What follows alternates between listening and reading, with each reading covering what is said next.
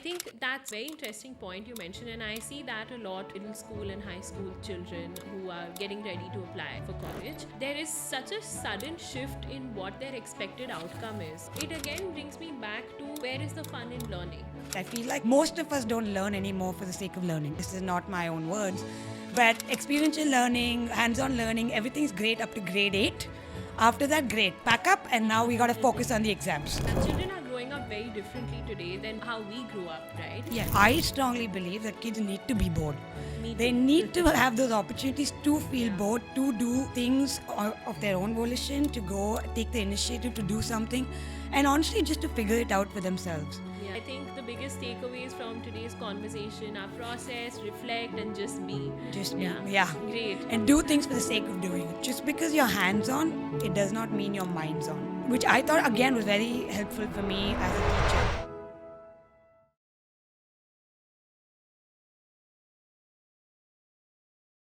Hi, I'm Prerna, an admissions coach and the founder of Prerna Bansal & Co. For over a decade, I've worked with hundreds of students and parents to help them get into the best colleges for their undergrad and masters. And now, I bring to you these stories from across the field of education, engaging with parents, students, educators, and trailblazers across the industry to bring you what you will find in no textbook. Welcome to Out of Syllabus, a podcast where we talk about the education stories that really matter but you won't find in any textbook. Today's episode, we have Aishwarya Dagupati, who is an educator with a master's in education from Columbia University, New York. Currently, she and her partner are setting up Curio Club, which is an after-school experiential activity and learning space for students and children across all age groups and learner backgrounds. So let's jump right into it. So Aishwarya, thank you so much for joining us today on Out of Syllabus, and lovely to have you today with us. Thank you, Prerna, and thank you for having me. I feel like we usually have these conversations like over the phone or over a cup of coffee, so it's interesting to actually be in this setting and talk about the things we usually do. Yeah, I just felt that we have such interesting conversations every time we speak that it Yeah. must have a larger audience for a change. Yeah, I hope it'll be useful. I don't know how useful it's going to be, but I Yeah, really do. absolutely. Because I think experiential learning and immersive learning is very important in today's time and age when we are so easily distracted and don't know what kind of skill sets we need for an uncertain future. So I really wanted to have this conversation with you today, and I would love for you to just share a little bit more about your background and what you've been working on for the last year. So I've been in the educational space for about 8 years now. I became a teacher with no educational background in education by itself. But I wouldn't say it happened by accident because I feel like subconsciously I always knew I was fascinated by schools, by the educational space. And a lot of my own personal experiences kind of drove me towards that decision of becoming a teacher. So having done that for about 5 years at a private school in Chennai, I think my passion for education grew exponentially. I became obsessed with being in the classroom. I loved teaching, and I loved teaching in interesting ways that the children would really resonate with. So given that, I went on to pursue a master's that you played a major role in helping me with my application. So while I went to Teachers College Columbia, I studied MA Curriculum in Teaching. Again, I felt like for the first time in my life, I was studying something I loved. And I think that again at age 27, 28, kind of dawned on me the idea of how when you feel really passionate about something, when you're so interested in something, even academically, it can be so enriching and can teach you a lot more from it. So now given all that experience, I came back about a year and a half ago, and along with another teacher who's just as passionate as I am, we both set up Curio Club, which is a learning space for children. We're both primary teachers. I've been a second grade teacher for 5 years. She's also been a second grade teacher. Oh, wonderful. Yeah, so we both love that age group. We love working with kids who are in the early childhood year as well as in the primary age group. Yeah. So we both set it up to offer experiences that, well, I want to say more like rooted in nature, because like you said, with an uncertain future that we have now, I think a lot of it has to do with screen time and the amount of technology coming in. Yeah, So, children are growing up very differently today than when how we grew up, right? Yes. I think bringing in an element of nature and having that kind of niche is very interesting.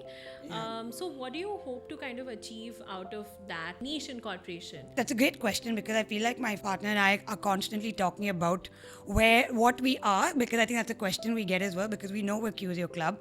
We're definitely a learning space that puts curiosity at its forefront.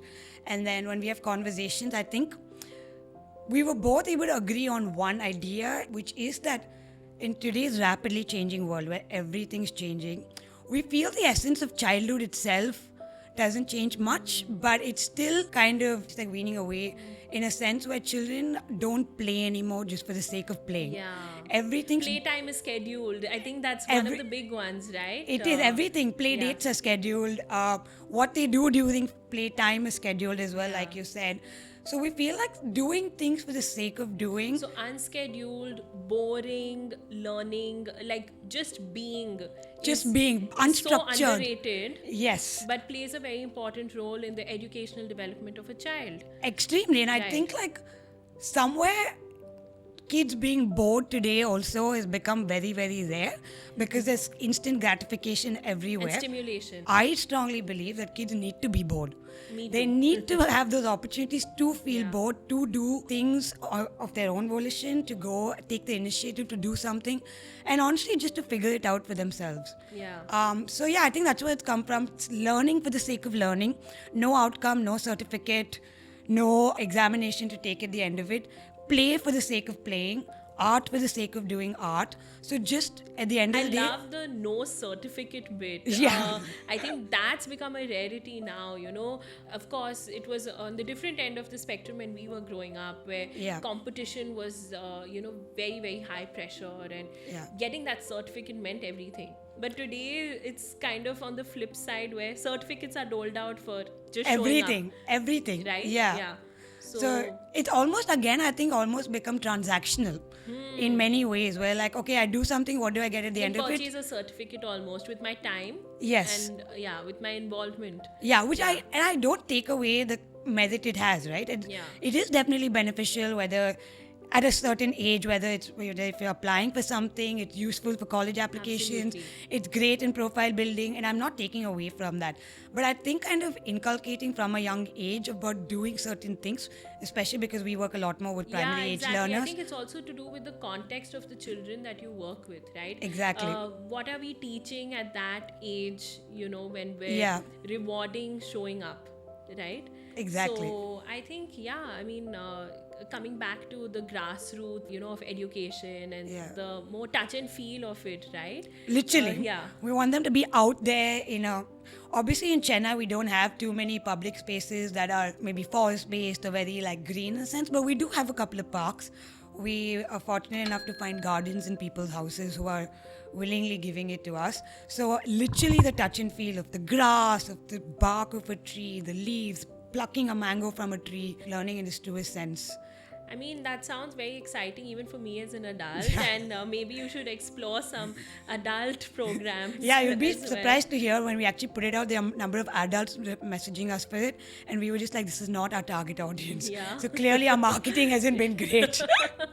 Yeah. Well, but coming to the fact that the adults are decision makers, I Yes. really do hope that the parents watching and listening to this find value in what you're doing, and We hope so come too, yeah. back, right, to find out more about your programs. Yeah. Speaking of, your own education journey, and especially your time at Columbia, I'm very curious to know how that helped you level up as a teacher. Were there any perspective shifts?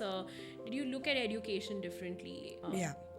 I would say plenty, I think. A lot of how I think in terms of whether it's education or being in a classroom, I think had like a huge shift. Yes, it was a master's program, but it also felt like 2 years of reflection time. And I feel like as human beings, being reflective is an important skill. And it's also a skill you build over time. And all the more as teachers, because I feel like at the end of every day, and I did that even during my teaching years where we would write a reflection of how the class went. Yeah. But I feel like I never truly understood what it meant to be reflective until I took that time away for 2 years to study and immerse myself You in need that. to zoom out sometimes, right? You do. From what you're interested in, even, Yeah. and really see how that's something you want to engage with, improve, and Absolutely, adapt yeah. into your own, into your own journey. Yeah. Absolutely, and especially because you asked me about my educational journey, it's just completely crisscross, right? There's no connection to any degree that I'd studied before to what I do now, except the one master's that I did. So I'd actually done a previous master's prior to the one at Columbia, where I did a master's in management, and I went to that straight out of my undergrad degree. And I feel like jumping into a master's program then, I had no context. I had nothing to apply it to. I wasn't sure about what I was studying or what it related to. Yeah.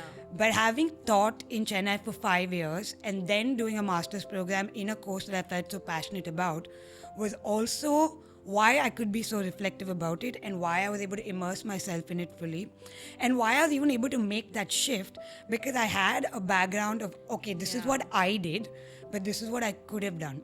So I think having that context also really, really helped with my program in Columbia as well. Had I gone to it again, as straight, like fresh straight off out the of- boat, yeah. like, oh, I want to become a teacher, let me do a master's first. Yeah. I don't think it would have been as impactful as it was. Yeah.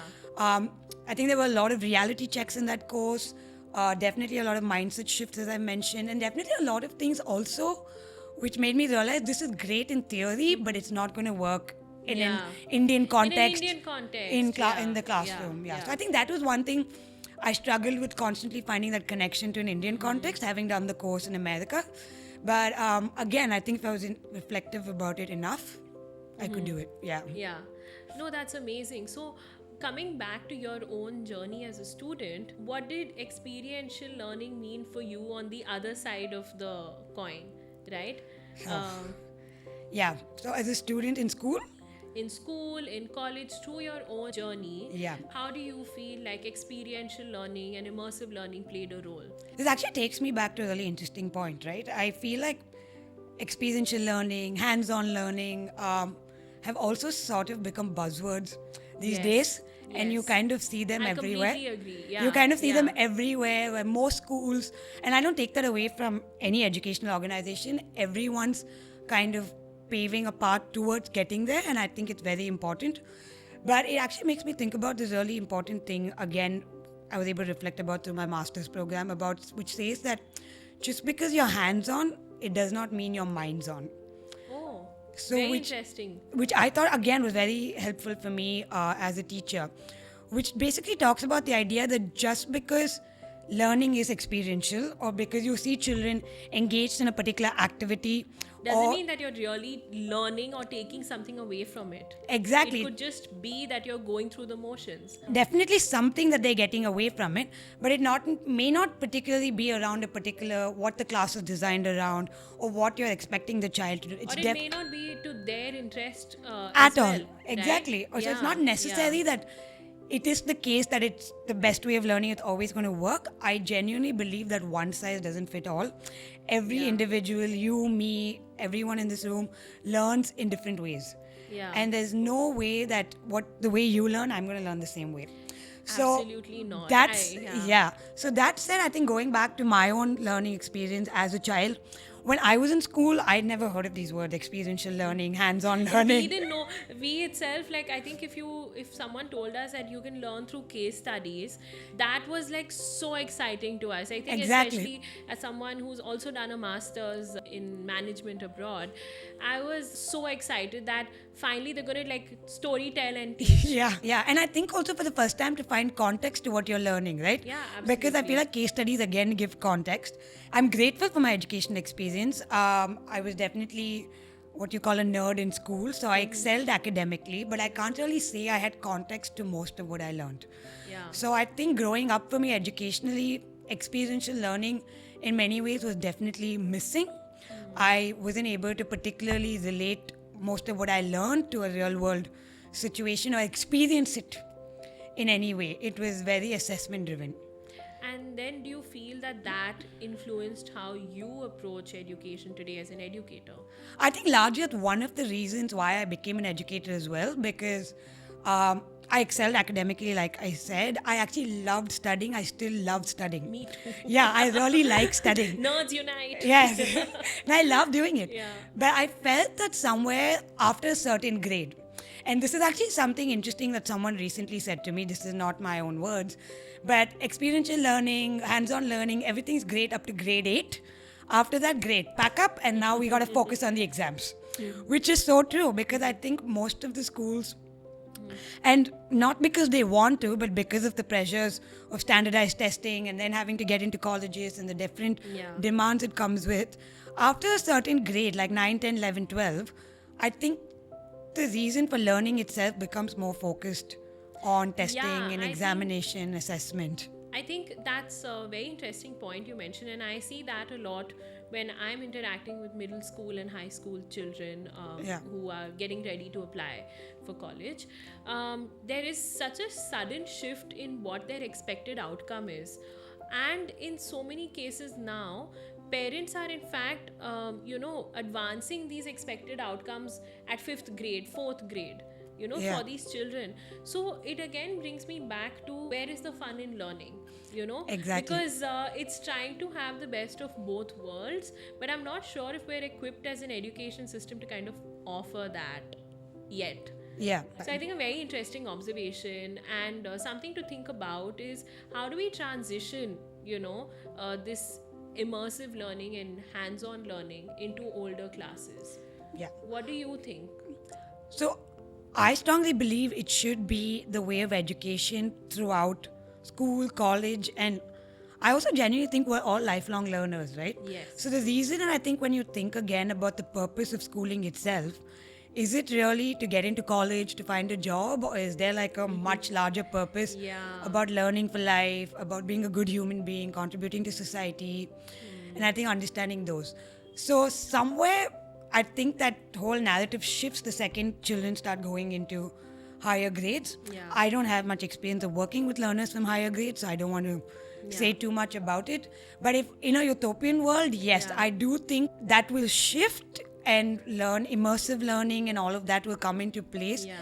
if we somewhere take away the pressures of assessment. Yes. I think if children, even in grades 9, 10, 11, 12, had the opportunity to showcase their learning through projects on something that they've been working on throughout a year or 2 years, where they go deep into a particular subject or a project that their interest, and learning was measured more qualitatively rather than quantitatively. And also in the context of each learner rather than Absolutely. a standardized assessment. Right? Exactly. Yeah. And then in 11th and 12th, of course, it becomes interest driven, right? They're given the choice to already choose whether they want to pick commerce or science or biology, which Yeah. is like with biology, with math and physics, or whether they just want to pick particular subjects. So now in IB schools, of course, they have a range of subjects that they're Yeah. offered.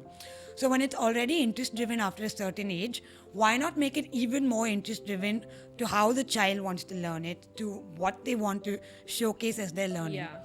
So again, like I said, if we lived in a utopian world, hopefully we will kind of Yeah.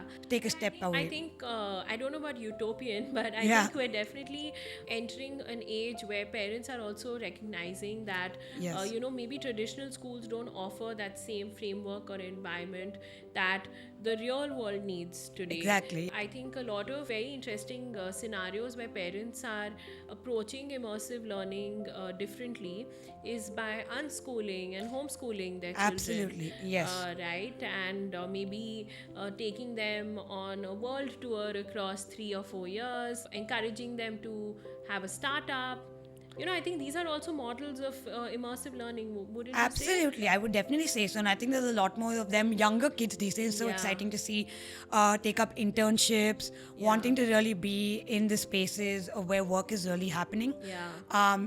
Again, I think that takes you back to the idea of how learning is slowly transitioning to becoming more real world, immersive in itself. And I think that again takes us to the fact that learning truly cannot happen within 4 walls. Yeah. It has to happen beyond the classroom. So when children are kind of sitting within four walls. So it's not possible to always have them at an internship every single day. Yeah. There are times where they have to sit in a classroom. So I think the ways that we can take it beyond those four walls is by helping them find those connections. Yeah. Helping them find the context for what they're learning. Right. Which again I think can happen by giving them experiences, having them reflect about it, by giving them those opportunities for internships, having And them. then I think also, like we were talking about travel, Exactly. access to maker labs, access to nature-based programs like Absolutely. the ones that you're conducting at Curio Club. I think there are so many interesting models that are coming up these Yeah. days, and what's good to see is how open parents are. Yeah, I think, like you mentioned, idea of schooling itself and what Yeah. the purpose is. And I think there's, of course, a lot more parents who are now from the younger generation who I think are again reflective about their own schooling experience Yeah. and wouldn't want to repeat that for their. Yeah, like you mentioned, Children, like yeah. maybe there was a gap at some point, and then that was something that motivated you to be different in the Yeah. teaching space, right? Exactly, So, yeah. any examples that you want to share, like from your own journey, that was a turning point? I liked studying. I love studying. I actually enjoyed it. And I also liked studying for the sake of studying, which again was a lost yeah. art Yeah. when we were writing 12th standard board exams, Yes. especially. Yeah. Yeah. But I think there was definitely a point where I was come to this at a point from like, oh, that shouldn't have happened. I know every teacher throughout my learning journey has always done it with the best interest. intention, yeah. Yeah, for every student, Yeah. right? Because I feel like teachers at the end of the day want every child to do well. It's just Yeah. the framework that we grew up in. Exactly. I think it was beyond her control as well. But there was a point where we were writing these mock exams, and I was doing fairly well on all of them. And then there was a point, 12 standards, I was like, 17 years old, where she came to me when I was 8, 17, maybe about 3 weeks into actually taking the real board exams, and said, "You're going to do really well. I know you know the content. I know you're able to answer the questions. But I said, I worry that none of that will matter because you don't have a good handwriting." Okay. And for me, that was almost like a shock because I was like, so I got all the answers right. I'm doing well on the paper. I'm getting all the sums right. But It's it's an so accountancy personal. paper. It feels so personal in that But none moment, of that right? Yeah. matters because apparently I have to write in a neat handwriting and ensure that the important words are underlined with a And black also pen. make sure that you finish the exam on time. On time, Yeah. yeah. And now at 8, 17, how do I change my handwriting? Because it's kind of ingrained in you, Yeah, right? It's yeah. all your formative years are almost And it's past not like you you. had time in hand. Your exam With 3 is a weeks, both- yeah. But believe me, I did handwriting practice. Oh wow. I was asked to do handwriting practice for 2 days. It did not make any difference to my handwriting. I still went ahead, wrote those board exams, started using a black pen and a blue pen and underlining the words, did Right. my best. Did pretty well on the board exams, but I don't think any of that mattered to me as much as this particular instance is stuck with me. Yeah. That learning at the end of the day was not measured for learning, but was measured on how well I could translate it onto paper within a stipulated period of time. Yeah. And so I think that was a huge reality check for me, motivated me to become a teacher, and I guess build Curio Club along with another passionate teacher, because it brings me back to the point. I feel like most of us don't learn anymore for the sake of learning. And I worry if the assessments also take that away from it. Absolutely. Absolutely. Yeah, which I think was a turning point for why I also became a teacher and believe so much in experiential hands-on learning, as much as Yeah. they are buzzwords, but also a very... No, but absolutely. I think also considering that these are conversations that we've been having for almost 5 years now. Yeah. It's a buzzword today, but we've been talking about it long Yeah. before it was the it concept. Absolutely, Right? yeah. I remember there was a very interesting incident you had shared with me once that really stuck with me, where I could really see your passion come through as an educator when you once spoke to me about how you built an escape room for your children. Yeah. I think it was for math. It was for math, yeah. So Yeah. to me, that incident really stood out because that's one subject that I think all of us, especially Indian students, we've kind of just grown up being terrified of. Absolutely, yeah. I think. Like in my own case, for example, it was much later in life that I realized I'm not bad at math. I was just terrified of Yeah. the concepts, It was and a I was mental very block. intimidated. Yeah. Yeah. So at in second standard, in second grade, to kind of introduce students to Yeah. math in such a fun way. Yeah. I mean, I really love incident.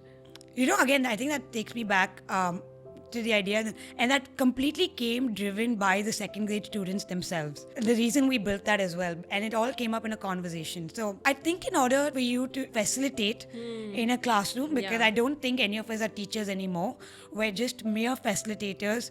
ChatGPT can give you information. Yeah. Khan Academy video can give me a lot more information than I can. Yeah. They can give you the puzzles to solve it after as well. So in a classroom, I think the role of a teacher has shifted from that of a teacher to a facilitator. But what ChatGPT cannot do and what other videos cannot do is form a relationship with those students, Yeah. which I think is very integral for being a teacher in a classroom. Yeah. So for me, it's really important to first build a relationship with the second grade students and kind of gain their trust. And I think that's when you start understanding their interests, their experiences, in order to build those learning experiences for them as well. Yeah. So the whole idea of that escape room came from children talking about how the previous weekend they had gone to a particular escape room again over lunch, and how it was so exciting, and how they were just like, you know, the clues were really tricky, but then they were able to open this door this way, and it was really fascinating for them. Like it stayed with them. It definitely, Yeah. it was a crucial experience, that significant experience that stayed with them.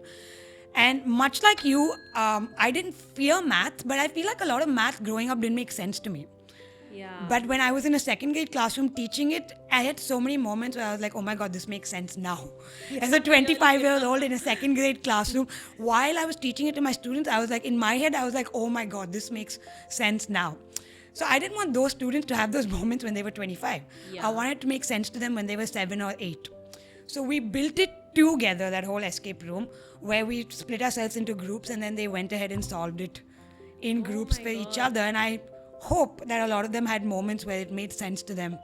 It made sense to me, and I wasn't even in the classroom. So I think definitely, like you said, while teaching is about facilitating today, I think it's also about being a change maker, right? Because I think it would be so wonderful for these children to kind of grow up and reflect on their school experiences. Yes. And say, hey, you know, that stayed with me because I solved an escape room for Yeah. it. You know, or that stayed with me because I went to a farm and I played with animals, and that's how I learned about it. Absolutely. So And I think it's far more than just about math or science, right? I do believe experiences like being in a farm, like being in an escape room, build a lot more of your personality as well. I just think being outdoors teaches you resilience. Yeah. Because there's weather that you have to combat, there are outdoor obstacles that you have to combat. It just things out of your control.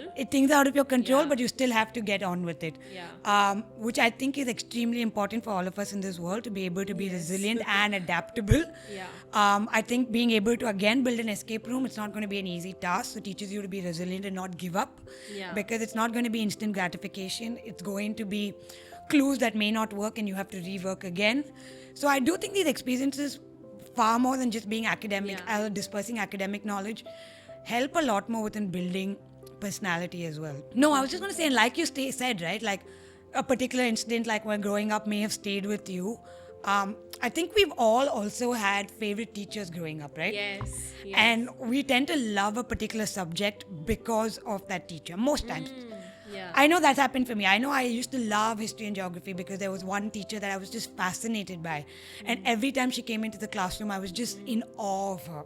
Yeah. And so I just loved her. And I know I loved English because my high school English teacher, the way she just spoke, I was always in awe of how she spoke. Me too. Yeah. And I'm actually going to take this moment to call out my two favorite teachers from school, Jayashree ma'am and Unni ma'am. If you're seeing this, they really, really encouraged my writing. They have a huge role to play in my career today. Absolutely, because, yeah. I always kind of came back to that question, what do I enjoy the most? Exactly. You know, and the way they approached English, I think, and the way they approached teaching English was never about grammar and correctness of it as it was about understanding the text, kind of really throwing yourself into the text and then experiencing it. And I couldn't agree with you more. I think much like I said about certain experiences which were turning point that made me want to teach, there were definitely lots of role models of teachers growing up. And Yeah. even when I taught at the school that I Yeah. did teach at, so many teachers that I look up to still date, I think that have shaped me to become the human that I am today and the teacher that I am today. So I think that takes me back again to the point about how those two teachers may have stood out to you because of the relationship somewhere they've built with you, right? Yes. So I think teaching and facilitating at the end of the day, I think the foundation of it comes down to building a relationship and gaining Yeah. trust from your students. I think that is primary, and then everything else builds on. So, what I'm also understanding from what you just said is that immersive learning and experiential learning are not so much just about doing things as it is about how it is facilitated. Absolutely, right? yes. And so I think those are things where again the human touch is so essential. Like it cannot be replaced by robots and chat GPT, and nobody can play that role. Absolutely not. Yeah. yeah. And I think I've had one of those moments in my own classroom as well where it was a hands-on activity and everyone was doing it. So I was like, oh my God, everyone's got it. So I think they've understood it. But if you don't do that reflection process at the end of it, where I realized that nobody's actually understood the concept. Maybe they were engaged. They were just matching those cards because they thought they match, but not because actually anything happened in that math class. Because then when you go back and talk to them, they have no clue. It was Right. completely the other diametric opposite of Yeah. what I was thinking when they learned. Right. So I think that's something that really stuck with me about just because they're hands-on, it does not mean their minds on. So it needs to be a very holistic way of how it's facilitated as well. I think that's something that's going to stay with me also after this conversation, and something that I'll probably think about, when I'm interacting with my students, Yeah. that are their minds on Yeah. as I'm making them do their college applications and encouraging them to think about the college Absolutely. journey. Yeah. So, I think just wondering if it's meaningful to them. yeah, absolutely. Yeah, at the end of the day, yeah. So thank you for sharing that. Of course. And something else that I wanted to ask you was like, what do you feel is the future of schooling, of education, in terms of how traditional institutions are incorporating these buzzwords into their dictionary? Yes. But do you see the actual experience changing for students? I think there's merit in every system, right? Like I'm sure we're all products of traditional education system, and it I think in many ways has definitely worked for us because I think we're all individuals that are reflective and thinking and trying to work in Yeah. a society where we're thinking about education and really trying to change that as well. So there are merits to every system, I would say. So there's no way I would say that one system is better than the other. But I think what we do need to focus on while we focus on creating these experiential and hands-on and immersive learning experiences is also, I think, factor in the fact that the person who is facilitating all of this is the teacher. So I think that shift can mainly happen if we invest a lot more within training our teachers, by giving them those opportunities to be reflective, by giving them that time to actually pick up some of these methodologies that we're talking about and give them the time to actually make a mistake and get on with it, because no one can just come out of a particular classroom from a way that they were teaching and then shift, make a complete 180-degree shift and then No, I think that's again such an overlooked element, right? Because we're so focused on the learners, That but we- we're not realizing that we need to focus as much on the facilitator and the one who's imparting the learning. Absolutely. And, but then all the pressure is still on the teachers. Absolutely. So, And I genuinely think a happy teacher immediately means happy students. I So love I that. would, Yeah. as any educational organization, focus on ensuring that the teachers are progressing, teachers are happy, teachers' mental health is doing well, teachers And they aren't are burnt able out. to upskill Exactly. so that they can upskill the learners. The learners. Right? Yeah, It's the teacher who can make the impact in the classroom. So as an organization, I think you need to help the teachers first, and they will automatically help the students. And the Yeah. teachers are really doing the best of what they can from what I they think teachers are superheroes. Yeah, I think so too, yeah. Because the amount that they're expected to take on, especially in an education environment which is so rapidly evolving Exactly, yeah. today, the expectations that our teachers are faced with are just mounting. So Absolutely. I And think all that they've been through, teaching online via I think through COVID has COVID. been like traumatic. Absolutely. And now combating technology, AI, ChatGPT, having kids use ChatGPT. How do you make sure they use it ethically? It's just rapidly changing every day. And teachers Yeah. at the end of the day are human too. They're not a Absolutely. robot like ChatGPT. Yeah. Yeah. So I think there's a lot to reflect on from Yeah. that point of view for teachers and Absolutely. But I yeah. do think even in terms of well, our country itself, if you look at the CBSE syllabus, which is widely used across India, I think they're also definitely making a lot of progress with the new NEP that Yeah. came out, with just the policies that they have. Yeah. Like, I know one thing that I really resonate with and I love is the idea that they're proposing of having bagless days. Okay. Like having kids come to school, no school bag. In my head, also, no books. Books are great, they're a fantastic treasure of knowledge, but sometimes I think it's okay Yeah. for children to just B. away from the Yeah. books and just figure it out. Just be in Yeah. a situation that's more real world. Actually immerse yourself into something like that. So I do think everyone's Yeah. taking the steps, they're paving the way. And I think within NEP as well, Yes. one of my favorite elements of it is the teacher training, where Yes. where they're focusing a lot on that. So I think Yes. it's great to know that the government is definitely thinking about these things and Yeah. thinking about how do we update our entire framework to meet the needs of a changing world, right? Yes. So I think that's amazing. Yeah. So I think we're all making progress. It's Yeah. going to happen slowly. It's hard to do that, especially in a world that's changing so quickly. Yeah. But yeah, I think we'll get there. We'll all survive. Yeah, we'll make it. We'll find a way. We'll find a survive. way, Yeah. So, what role do you see Curio Club playing in this evolution of education over the next couple of years? So I think definitely, as I was saying, we want to be a learning space that is for learning, which is why we have decided to start off as an after-school space. I think also selfishly for our own part, because there you don't have the pressures of testing. We children can come there, come to a space where they just can be. There's no outcome that we're looking for. So definitely, I think that's a space we want to be, a space for children to be, to do things out of their own interest, and then to learn things for the sake of learning and not for any particular outcome, which I think should be the goal for every learner, whether in school or out of school. Sometimes it's just to Yeah. do things because you're passionate about it, because you want to do it, and not Just because. just because, with yeah. no transactional benefit out of Yes, it. yes. So I think I that's a love learning that. space we want to Yeah. evolve into becoming. Thank you so much. I wish you all the best. And one last thing before we wrap up is for the parents who've tuned in, what's one advice that you want to share with them, on how they can do their bit to make their children more hands-on and have better learning journeys overall? I think parents these days are already very hands-on.